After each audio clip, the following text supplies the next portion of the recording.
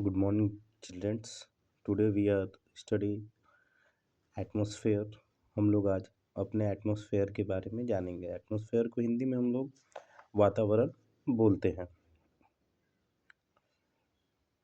हमारा एटमॉस्फेयर कुछ इस तरीके से दिखता है। एटमॉस्फेयर को यदि हम लोग डिफाइन करें तो atmosphere is the thin layer of our earth. जैसे कि एक ये पतली लेयर है या ब्लैंकेट है जो कि हमारे अर्थ के चारों तरफ घिरी हुई है। The atmosphere is the blanket of gaseous which surround the earth. ये क्या है? गैसियस है जो कि हमारे चारों तरफ अर्थ के है। अब इन गैसियस में प्रेजेंट क्या है ये देखते हैं। The atmosphere is made up of a mixture of gases, mostly nitrogen, oxygen and 1% of argon and carbon dioxide and other gases.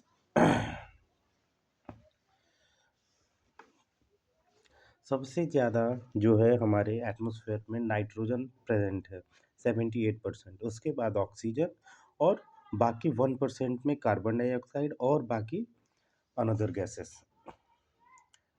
Importance of atmosphere: without atmosphere there could be no life on the earth. It means बिना atmosphere के हमारे धरती पे यानी हमारे अर्थ पे life possible नहीं है, यानी हम लोग जीवित नहीं रह पाएंगे। दूसरा पॉइंट है the atmosphere contain the air we breathe. It's right. Atmosphere में क्या है? जो एयर है उसकी वजह से हम लोग क्या कर पाते हैं? ब्रेथ कर पाते हैं, यानी सांस ले पाते हैं। और यदि सांस लेंगे तो हम लोग जीवित रहेंगे, यदि सांस नहीं लेंगे तो हम लोग जीवित नहीं रहेंगे। The atmosphere protect life from harmful radiation from the सन।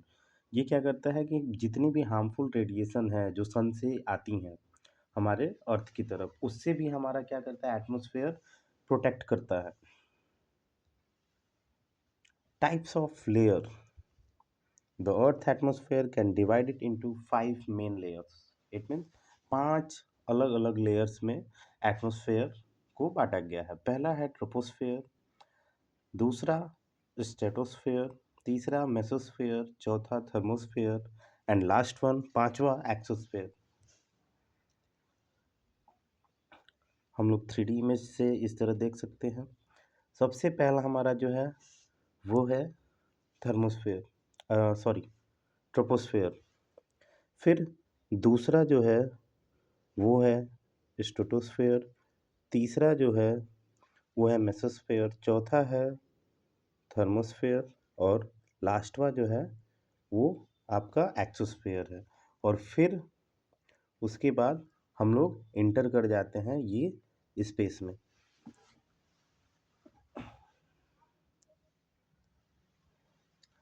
अब वन बाय वन हम लोग सारे लेयर्स को जानेंगे। पहला है troposphere. Tropos means change. Okay, tropos means change, यानी इसमें चेंजिंग होती रहती है। किस चीज़ की होती है वो अभी हम आपको बताते हैं। Like cloud, this layer get its name from the weather that it's constantly changing and mixing of the gases in this part of our atmosphere। यानी जितने भी वेदर वगैरह की चेंजिंग होती है सब हमारे ट्रोपोस्फेयर में ही होता है। कैसे? The troposphere contain about 75% of all of the air in the atmosphere and almost all the water vapour from which forms cloud and rains.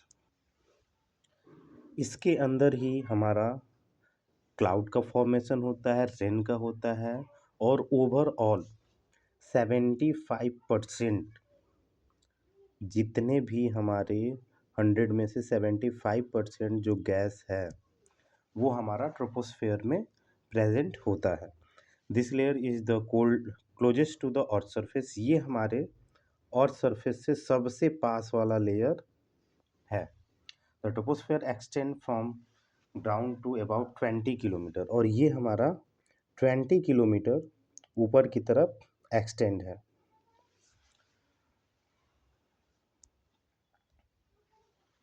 देखिए हमारे जितने भी वेदर होते हैं, वेदर यानी समर, विंटर, रेनी, ऑटम, स्प्रिंग, ये सारे सीजन जो है हमारे सब जितने भी ये प्रोसीजर ओवरऑल होता है, ये हमारा किस में होता है? ट्रोपोस्फेयर में होता है। एक और चीज़, इसी के अंदर हमारा वाटर साइकिल वाटर साइकिल भी हमारा ट्रोपोस्फेयर के में ही होता है। जैसे कि वाटर साइकिल सबको पता है कि ये एक साइकिल है जो कि हमारा फॉर्मेशन करता है सीजन्स का। लाइक बारिश वगैरह होती है, फिर से इवापोरेट होता है, कंडेंसेशन होता है, ये सब हमारे वाटर साइकिल में होता है। ये पूरी जो होल है ये सब किस में होता है? हमारा ट्रोपोस्फेयर में ही होता है। हॉट एयर बैलून्स, ये भी हमारे ट्रोपोस्फेयर में ही क्या करते हैं? फ्लाई करते हैं, ऊपर की तरफ उड़ते हैं। One more thing, when we go height like mountain, जब हम लोग ऊंची ऊंची पर्वतों पे जाते हैं तो जितने भी क्लाइंबर्स होते हैं हायर लेवल पे, वो क्या करते हैं? ऑक्सीजन सिलेंडर लेके जाते हैं। क्यों? क्योंकि जब हम ऊपर की तरफ बढ़ेंगे यानी 12 किलोमीटर ऊपर की तरफ, तो आपका हमारा क्या होगा कि ऑक्सीजन जो है और जितने भी गैसेस हैं वो धीरे धीरे कम होने लगेंगे। और यही वजह है कि ऑक्सीजन सिलेंडर क्लाइंबर्स को लेके जाना पड़ता है। नेक्स्ट लेयर है हमारा stratosphere. Strato means layer. This layer of our atmosphere has it on set of layer.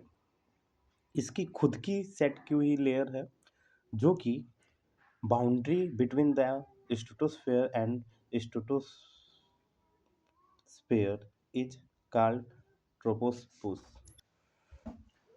उन दोनों के जो बिटवीन बीच में बाउंड्री जो होती है उसको हम लोग बोलते हैं ट्रोपोस्फियर।